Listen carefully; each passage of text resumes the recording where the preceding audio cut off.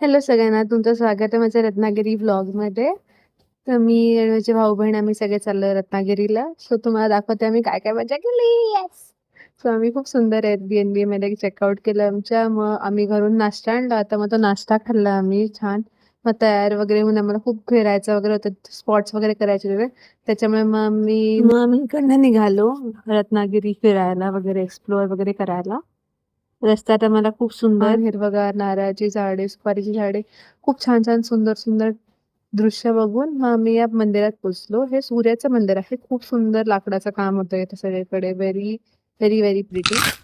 मग मी बाहेर छान कैरी खाल्ली. मजा मजा एकदम. उन्हाळ्याच्या सीझनमध्ये कैरी न खाणं ते काय करता तुम्ही तुमच्या आयुष्यात? माझ्या इथेच पुढे बीच होता. म्हणजे असं खूप सुंदर आहे. म्हणजे इथे असं पाणी, समुद्र सगळं एकत्र होतं. इतकं सुंदर असं निळं पाणी. तर दिसत नसेल मोस्टली ते कॅमेरामध्ये आलं नसेल, पण खूप सुंदर होतं जे काही होतंय. असं वाटत होतं तुम्ही मूव्हीमध्ये फेअरी टेलमध्ये आला होता. मग इथे आम्ही व्हिडिओज, फोटोज खूप किलोभर घेतले. मग त्याच्यानंतर पाण्याचा शॉर्ट टर्म कंपल्सरीच आहे पाणी आणि वेव्हज. प्रश्नच नाही.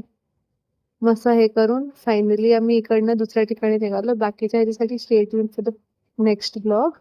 तर मी इथे खूप मजा केली. वाटलंस तर मी लोकेशन टाकून देईल कमेंट्समध्ये.